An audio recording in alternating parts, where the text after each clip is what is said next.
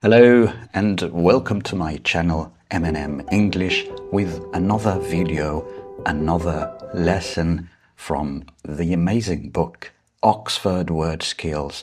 It's lesson 3 using an English dictionary.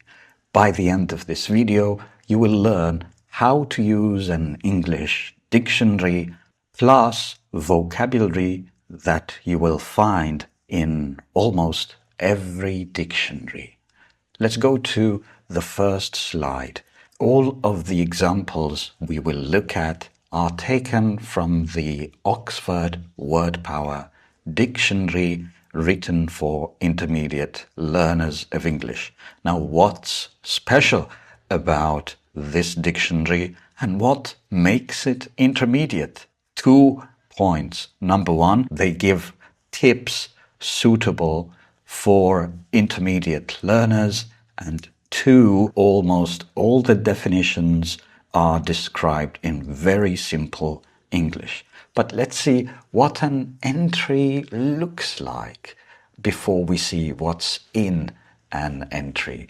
This is an entry of the word win taken from this dictionary. So an entry has a symbol like this, the pronunciation, the part of a speech, if the spelling is a little bit different, the past tense, the past participle, as well as definitions. Sometimes words have more than one definition. Now, this word has 2 definitions, as well as examples and other notes, which we will talk about later, and idioms and phrasal verbs. We will look at all of these in the next slide.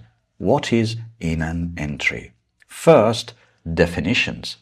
A definition is the meaning of the word. Now, we said the word win has 2 different definitions, and definitions are in simple English. Let's read the first one. Win. To win is to be the first, best, or strongest in a race, game, competition, etc. Meaning number 2. To get money, a prize, etc. as a result of success in a competition, race, etc. A good dictionary gives you. Now, of course, this is not a full entry. It's been cut out.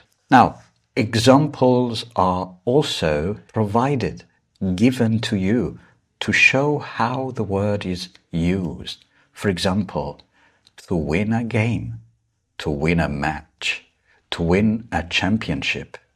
I never win at table tennis. Which party do you think will win the next election? By the way, this word, party, refers to a political party. Here are some more examples with definition or meaning number 2. We won a trip to Australia. Who won the gold medal? He won the jackpot in the lottery. Jackpot is the most important, biggest prize in a competition. A good learner's dictionary helps you to avoid making mistakes and gives you help with grammar. How do they do so? They do so by giving you some help notes. For example, note that we earn and not win money at our job. I earn £25,000 a year. What else does a good dictionary tell you about words? They will also give you related idioms and phrasal verbs. This is an idiom shown like this in a dictionary, and this is a phrasal verb shown like this in a dictionary. So this entry has 2 definitions, 1 note, an idiom, a phrasal verb. But remember, idioms and phrasal verbs are usually at the end of the entry. Now let's take a look at the meaning of the idiom you can't win. You can't win is informal, so you can't use it in academic writing, for example, and it means there is no way of being completely successful or of pleasing everyone. For example, whatever you do, you will upset somebody. You can't win. It means you can't persuade everybody. You can't please everyone. And this is another idiom, to win the toss. The opposite is lose the toss. You can check this in an online dictionary, and please let me know in the comments section, what does it mean? What does win the toss mean? Now, let's talk a little bit about phrasal verbs. By the way, a phrasal verb has a verb, win, plus a particle. These are called particles. The particle can sometimes be a preposition, and sometimes it can be an adverb, or maybe sometimes both of them, an adverb and a preposition. Anyways, let's take a look at the meaning of this phrasal verb, win somebody over or round to something. If you win somebody over or round to something, you persuade them. You make them accept or support something. You persuade somebody to support or agree with you. For example, they're against the proposal at the moment. They didn't accept it. They're against it. So we want to win them over or round to the proposal. They're against the proposal at the moment, but I'm sure we can win them over. Let's go to the definition of some of the words we have looked at here. A definition is an exact statement of what a word or phrase means. The verb form is define. The next word is provide. Provide means give something to somebody or make something available for somebody. For example, if a dictionary provides you with examples, it will be just like this. They will give you different examples. Examples are provided to show how the word is used to win a game. So I'm sure we can win them over. Now, let me know in the comments, when was the last time you had to win someone over, and why? The next word is avoid doing something. If you avoid doing something, you try not to do it. For example, if a good dictionary gives you notes like these, the dictionary can help you to avoid making mistakes. Next is idiom. An idiom is a group of words with a special meaning. So, you can't win is an idiom, and it has a special meaning. When we say it has a special meaning, you can't guess the meaning from the single words. You have to look at them all together as one piece, as one chunk. Entry. An entry, we said, this is the entry of the word win, and we will look at two more entries from Oxford Word Power Dictionary today in today's lesson. An entry is an item that is written in a dictionary, list, etc. Now, there are 3 dictionary entries on this page. Let's take a look at entry number 2, and it is for the word mistake. Mistake. First, look at this highlighted part. Mistake. This is the pronunciation, the sounds, not the letters. These are letters and these are sounds like m, I, s, t, e, y, k. So, mistake. Phonetic symbols help with pronunciation. This is, again, another feature of a good dictionary. it gives you the phonetic symbols of the pronunciation of the word. Next, you can understand or find out which syllable is stressed. Now, the word mistake has two syllables, mistake, mistake. And a good dictionary makes you find out which syllable is stressed. One tip I have for you today is when you learn a new word, always check the stress. Dictionaries usually use this little apostrophe to show the stress. By the way, the syllable after this apostrophe will be stressed. So it's steak, not me, that is stressed. We usually say mistake, mistake, did-da. Anyways, let's go to the next one. Words that are often used together are given in bold. What do we mean by words often used together? Words that are used together are called collocations. A good dictionary gives you the collocations in bold, like this one. Try not to make any mistakes in your essays. The bold words are make mistakes. We looked at make a mistake in lesson number 2, and it is a collocation. We don't say do mistakes. That is not correct. A spelling mistake is another collocation. I made the mistake of giving him my address. Made the mistake of doing something is a collocation. Now here is another idiom related to the word mistake. The meaning of this idiom is as a result of being careless. As a result of being careless. So something happens because you are careless.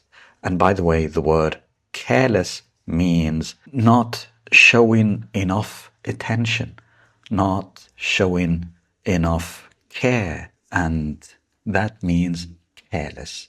So it is done by mistake. For example, the terrorists shot the wrong man by mistake. They were not careful about it, so they killed the wrong man. Let's go to the next item. A good dictionary can teach you related words. This helps you build your vocabulary and choose the correct word for your needs. So sometimes words can have very similar meanings. Which word do you choose? A good dictionary will give you the related words that are connected to each other in meaning, for example, and will let you know which word you should use for that context. For example, mistake. The related words are number 1, error, number 2, do something wrong, number 3, fault. And which one do you choose depends on the meaning of these words. An error is more formal than mistake. For example, a computing error. And when you make a mistake, you do something wrong. For example, I got the answer wrong. You must have the wrong number. Fault. Fault indicates who is responsible for something bad. For example, the accident wasn't my fault. The other driver pulled out in front of me. So there is an accident happened here, but it wasn't my fault. I am not responsible for the accident. Why? Because the other driver pulled out in front of me. If a driver pulls out a car or vehicle, they start moving onto a road or onto a different part of the road. So that's why the other driver just started moving onto a different part of the road, and that's why I had that accident. So it is not my fault. Fault, remember, can also describe a problem or weakness that somebody or something has.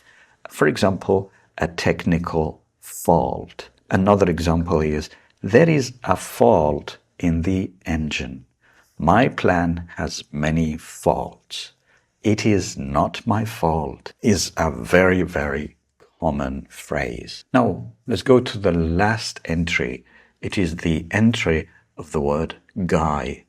Guy is a noun and has two different meanings. The first one is countable and informal. It means a man or a boy. For example, he's a nice guy. Meaning number two, almost always used in plural. PL means plural. So not guy, guys. And it is also very informal and used when speaking to a group of people of either sex. In this case, sex means man or women. So in meaning number one, it is just about men or boys. He's a nice guy, he's a nice man, and it can be he's a nice boy. But in the second one, what do you guys want to eat tonight? What do you, or group of people, doesn't matter, men or women, either sex, want to eat tonight? And now let's go to this note about syllables. Dictionaries tell you which syllable is stressed using this little mark or apostrophe. The syllable after this very small apostrophe is stressed, we said. Let's take a look at the words stress and emphasize. Both of these are verbs. You stress a syllable, emphasize a word. Both verbs mean to say a syllable, a word, or a phrase with extra loudness like I do now. This is stress or emphasis. The nouns or related nouns are stress on something and emphasis on something. Notice this ends with size and this one ends with sis, like the word sister. It is a noun. Emphasis. You put emphasis on something. You put stress on something. For example, don't emphasize every word. Don't emphasize every word like this, da, da, da. No, you have to emphasize the most important words, like da, da, da, da, da, da, da. And the stress is on the first syllable in the word emphasize. Emphasize. And that brings us to a vocabulary review. Let's go to the first word. It is a definition. The definition, we said, is the meaning, the exact meaning of the word, phrase, idiom, or phrasal verb. And the verb form is define. Now, check the definition of words and do not translate. Can you define the word provide? Provide means give something to somebody or make something available for somebody. Like a good dictionary provides you with examples, notes and collocations, idioms and phrasal verbs. The next one is avoid doing something. If you avoid doing something, you try not to do it. Avoid looking at English Persian dictionaries or English any other language. Next is the word idiom. An idiom is a group of words that work together to express a special meaning. For example, believe it when you see it is an idiom. Now have a guess and write what this idiom means in the comment section. Later on, you can check what it means. The next word is entry. An entry is an item that is written in a dictionary. And today we looked at 3 entry. The next word is symbol. Symbol means a letter, number, or sign that has a particular meaning. For example, this is a symbol of the sound sh. So this one is pronounced sh. Now, let's take a look at the next word, syllable. A syllable is a part of a word, not all of the word, only a part of it, which contains a vowel sound. Go has 1 syllable, and prefer has 2 syllables. Prefer. Related to something means connected to something. Let's take these ones. All dictionaries use symbols. Next example. The word problem, has 2 syllables. The words cat and dog are related to each other. They are related to each other because they are both about pet animals. The word dog is also 1 syllable, just like the word cat. For example, to build your vocabulary, you have to listen carefully and then do the exercises. So this is how you build your vocabulary. Make it bigger, make it increase. The next word is style. Style is the way something is written or spoken. For example, if it is formal or informal. For example, what style was the word guy? Do you remember? Let's go to the next one. For instance. For instance means for example. And when we look at synonym words, try to use them instead of each other. But check in a good dictionary. Sometimes this is not possible. Now, let's take a look at this. I like reading English novels. For instance, Samuel Beckett's. And the last word is a slang. What is a slang? Slang, by the way, is very informal language, very informal words or phrases used mostly in spoken language. And by the way, don't try to put all your time and energy learning slang, because slang change with time and they are not considered formal language that you can use.